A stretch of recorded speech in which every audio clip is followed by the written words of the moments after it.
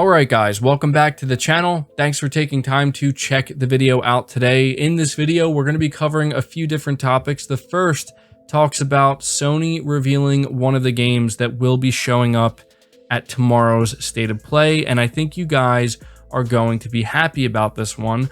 We're also talking about Horizon Forbidden West because we have a lot of new gameplay details and info to go over and discuss.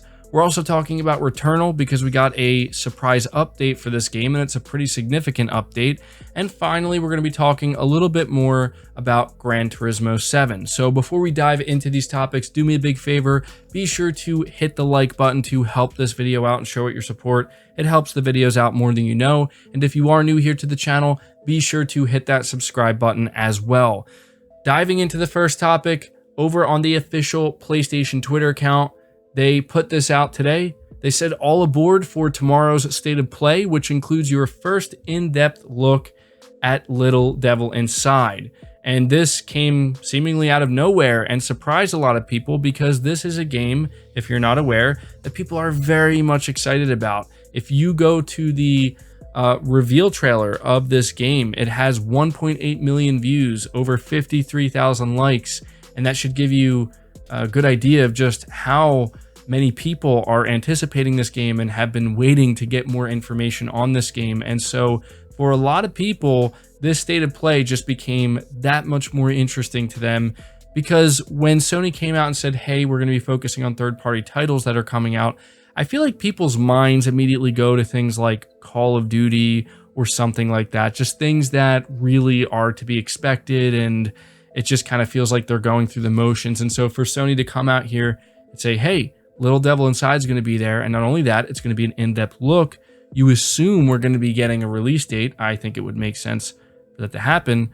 People get very excited. I mean, this is a game that I'm certainly interested in seeing more of. It's a game that, to be completely honest, I kind of forgot about because it's been so long since we've seen anything or heard anything more about it.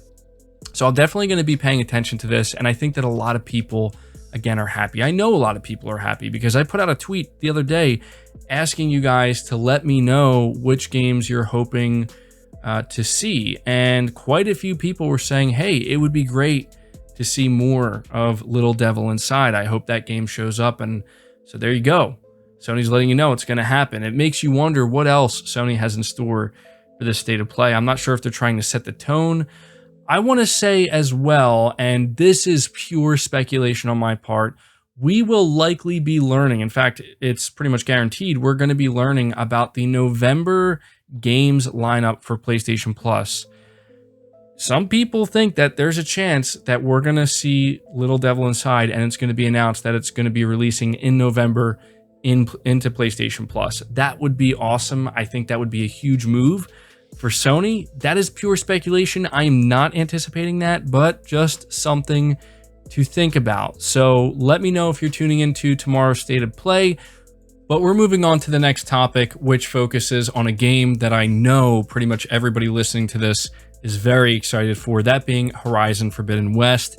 Yesterday, Guerrilla Games dropped a bunch of new info regarding this game that I know you guys are going to want to hear about. So this is reading from PlayStation Lifestyle. I think they did a pretty good job compiling this stuff and putting it all together in a easy to digest manner. The title reads, Horizon Forbidden West offers Aloy a variety of new abilities, weapons, and tools. So it says here, Guerrilla Games has explained how they've changed both the environments and the tools Aloy has at her disposal in Horizon Forbidden West to give players a range of new abilities in the upcoming game. While there will be a similar amount of freedom as there was in Horizon Zero Dawn, the developer wanted to offer more ways to explore and experience the world. There are many new ways Aloy can get across the world. One new addition is the ability to climb huge sections of rocky terrain without the need for tribal handholds. The high vault traversal mechanic lets Aloy pull herself on top of any object of jumpable height, as long as there's room to do so. When combined with wall jumping, the ability to leap away from a climbing surface, and the extra grapple points that allow for vertical traversal in more areas, there will be plenty of opportunities to put the photo mode through its paces. When not climbing, players will be able to use even more mechanical creatures as mounts than the first game to travel larger distances at greater speed. Aloy can also now swim, no longer limited to just merely hiding underwater. Of course, this means Guerrilla Games has rethought level design to give players more options, as explained by lead systems designer David McMullen.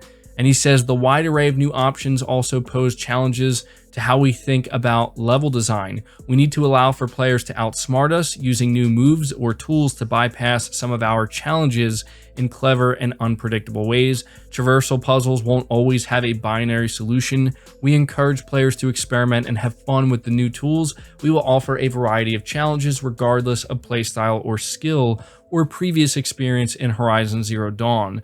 There are new tools to use as well. The Pullcaster is the mechanical device Aloy has mounted to her wrist.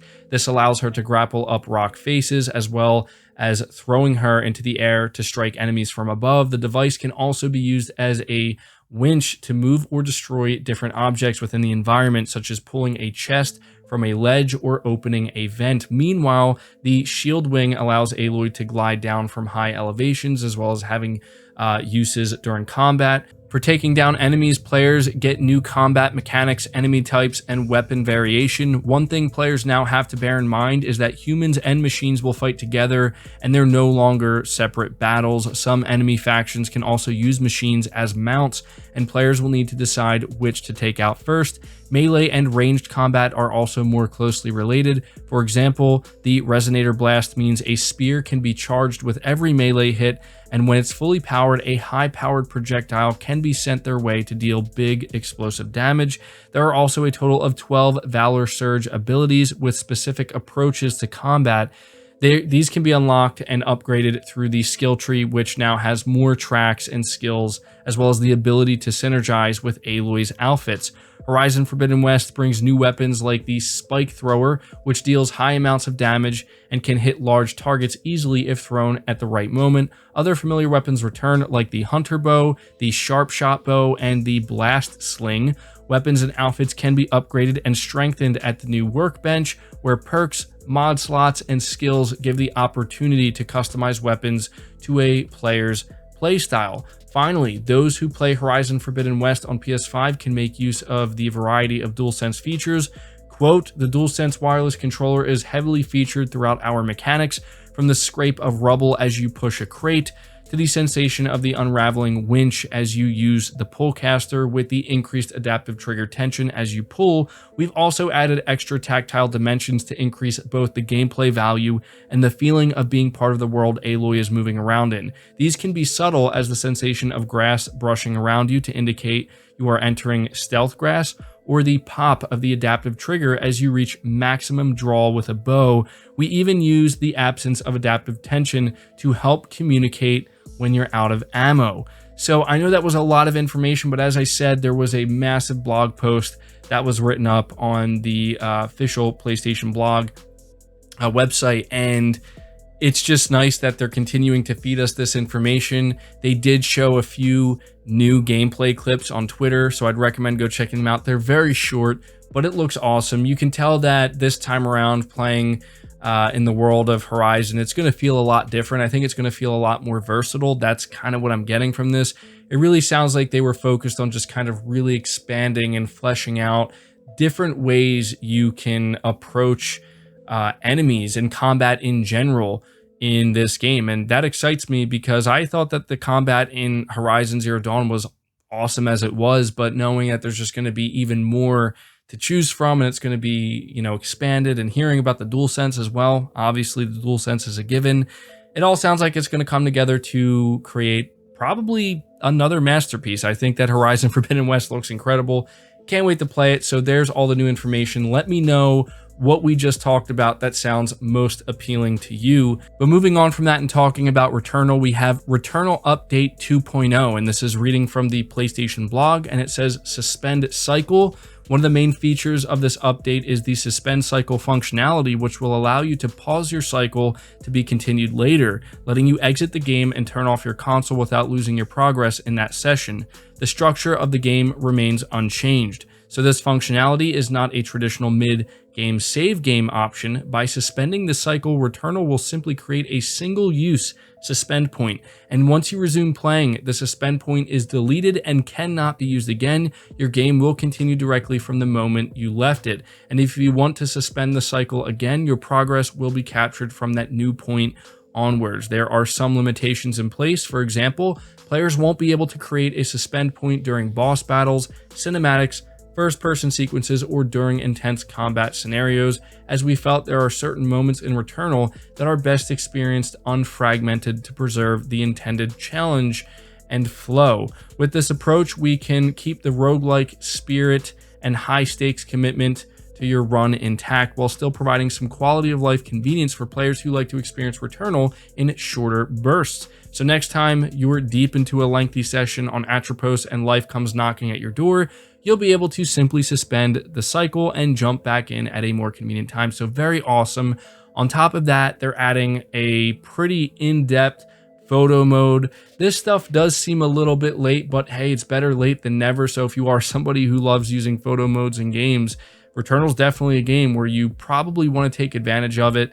It's a good-looking game. Definitely has a lot of great effects. But this suspend cycle, I think, is a big deal for a lot of players. Again, it's a little bit late for me. You know, I already played the game and finished it. But I'm glad that for some people who maybe were waiting for this, now they'll be able to return to it and enjoy it. Moving to the final topic, we're talking about GT7 once again because a new trailer for this game was released on the official PlayStation YouTube channel. And it was a pretty simple trailer, but one that I think is certainly worth paying attention to if you are somebody who's looking forward to this game. It was Kazunori Yamauchi once again talking about the importance of car culture, or what he thinks is relevant when it comes to car culture. And he believes that the car collecting aspect is something that is certainly important. And so he used this as an opportunity to reveal that there will be over 400 different cars to collect. And he says, and this is a quote, "Gran Turismo 7 includes cutting-edge PS5 quality models, but what makes GT7 special isn't just the high quality, it's also the sheer number of car models it contains. There are over 400 cars in the game, and many of the most fascinating cars from motoring history are included in GT7. So yeah, it sounds great. You know, again, the more we hear about GT7, the better. People who are excited for this game are seemingly beyond excited. They can't wait for this game to drop. And so, yeah, let me know if you're somebody who plays GT relatively consistently, how important is the car collecting aspect to you when it comes to enjoying these titles. I will be interested to hear what you have to say. That does it for the video, guys. Be sure to leave it a like, subscribe if you're new, hit the bell notification icon, and feel free to share the video out on top of all that. But until next time, guys, take care.